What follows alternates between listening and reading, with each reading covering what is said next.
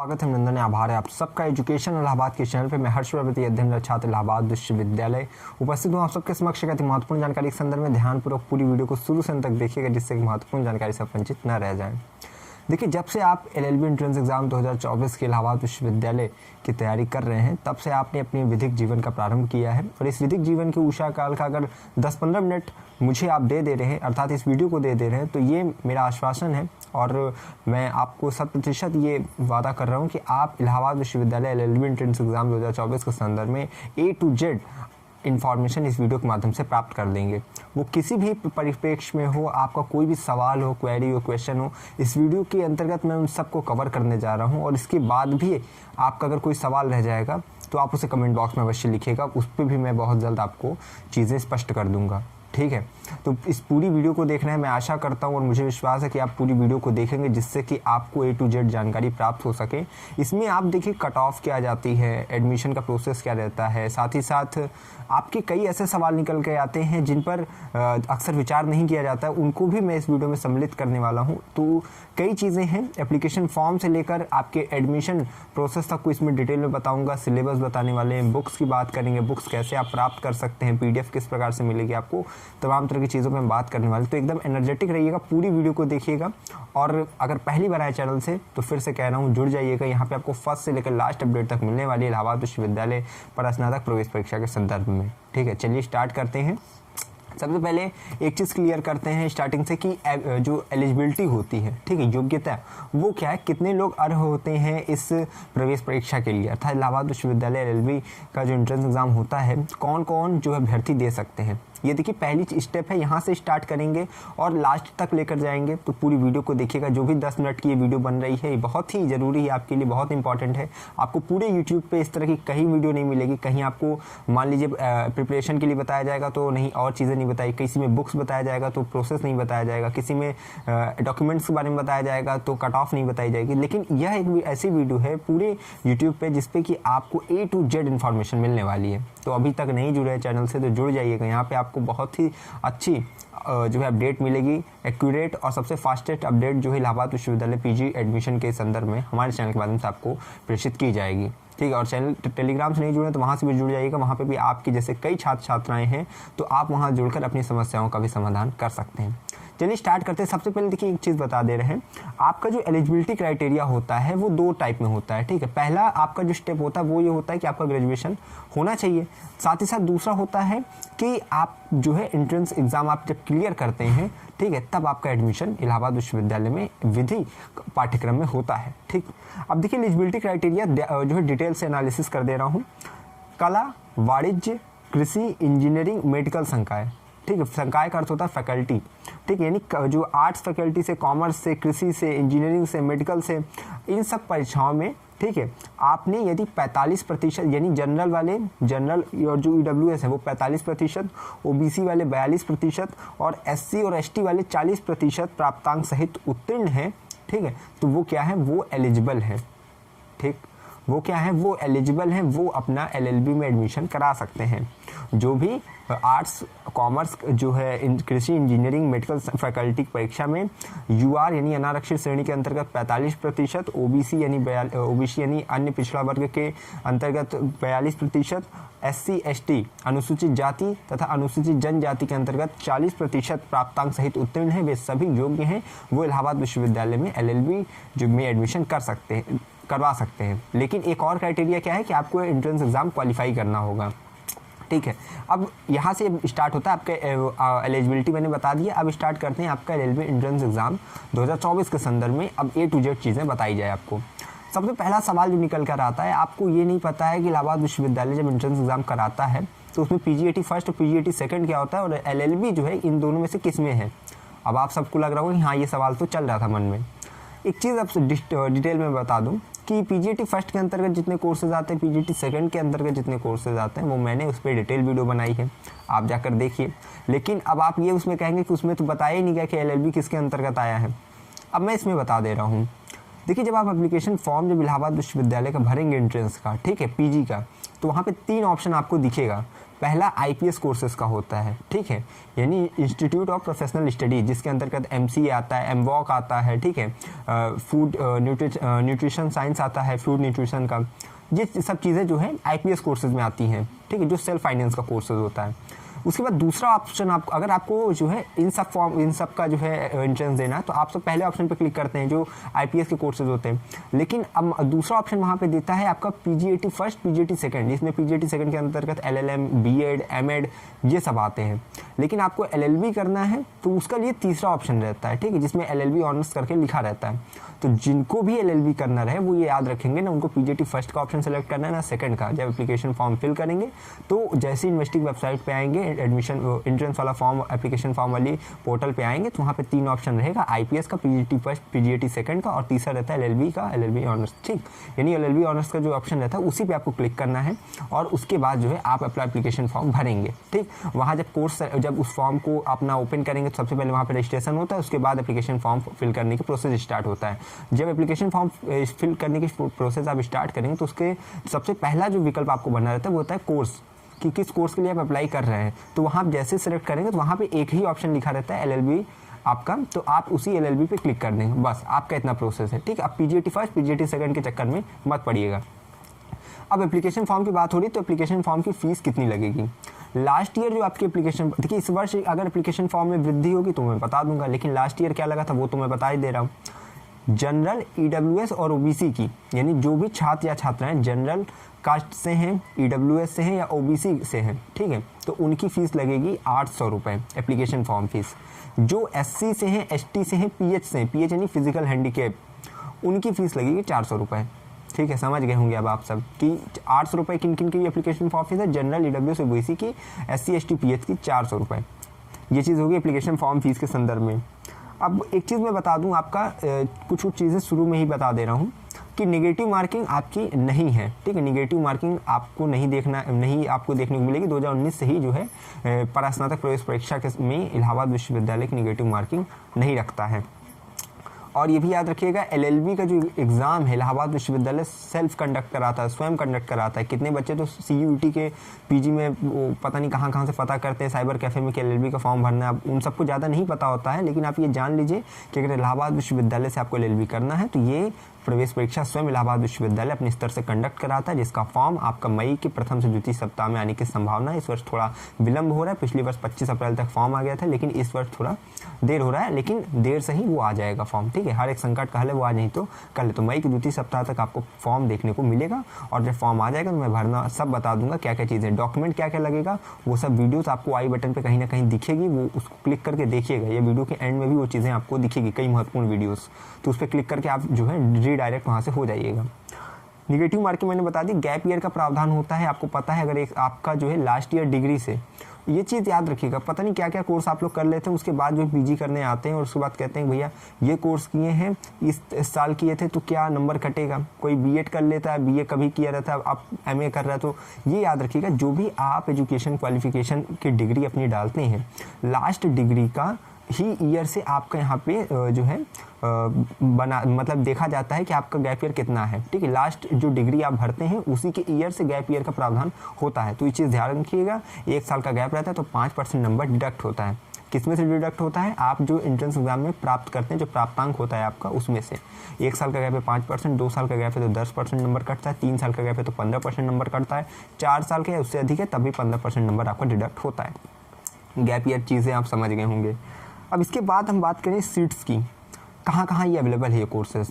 तो आपका main campus में LLB है, उसके बाद ADC में है, यानी इलाहाबाद डिग्री कॉलेज। ये देखिए ADC का 3 परिसर है, एक जीरो रोड परिसर है जो महिला शाखा है, एक है कीटगंज में, ठीक है, और जहाँ गर्ल्स बॉयज़ दोनों पढ़ते हैं, और एक है बेनीगंज में।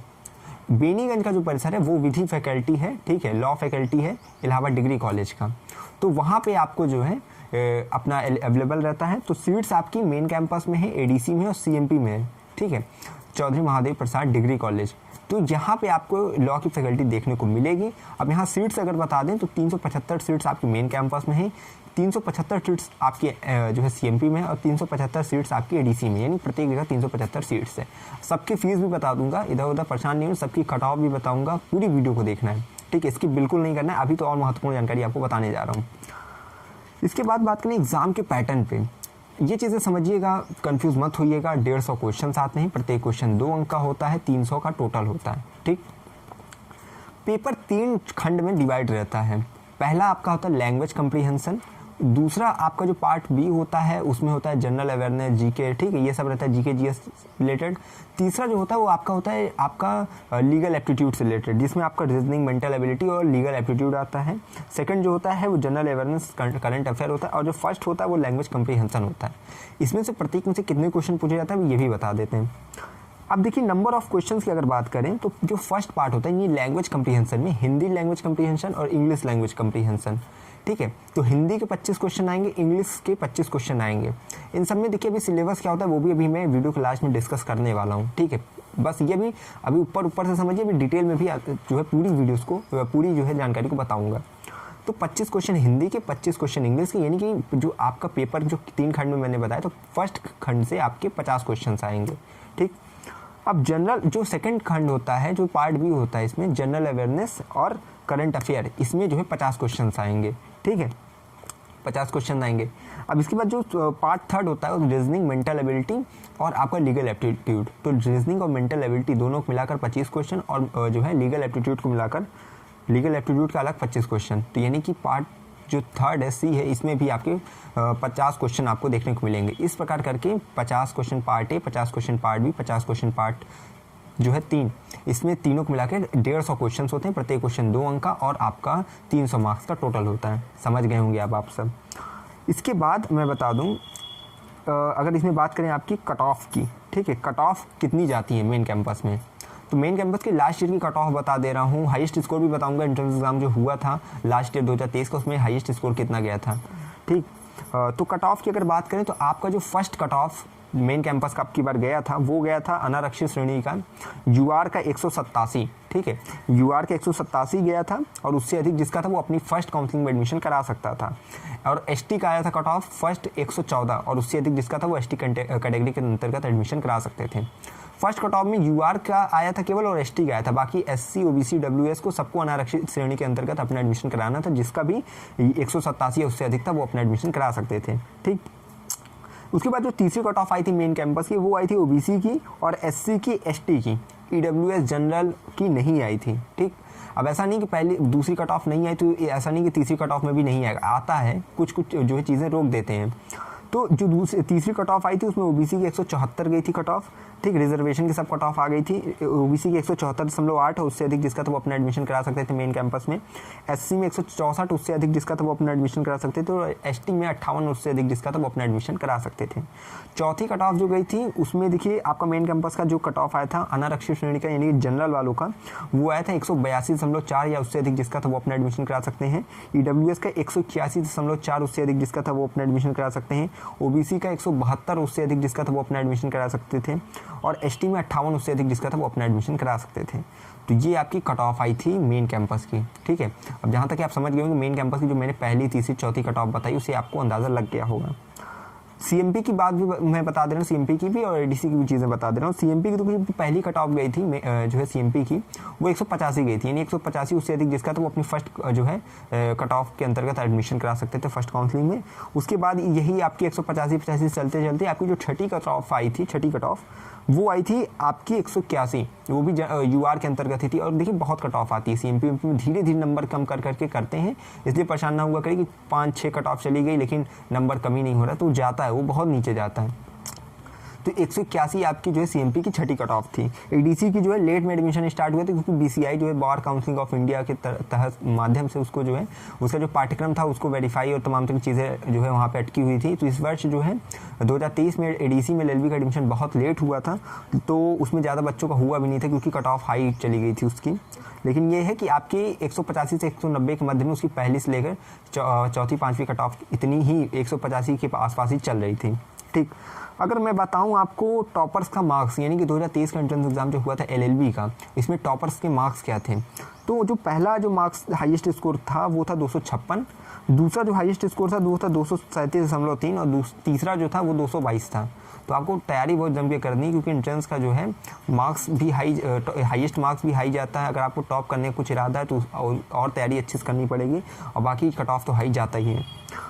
इसके बाद हम बात करें आपकी फ़ीस की, ठीक है। तो मेन कैंपस में जो LLB की फ़ीस लगती है वो लगती है 4,659 रुपये, ठीक है। इसमें देखिए आपका काउंसलिंग फ़ीस अलग है और आपका जो साइकिल है वो सब अलग चीज़ें होंगी।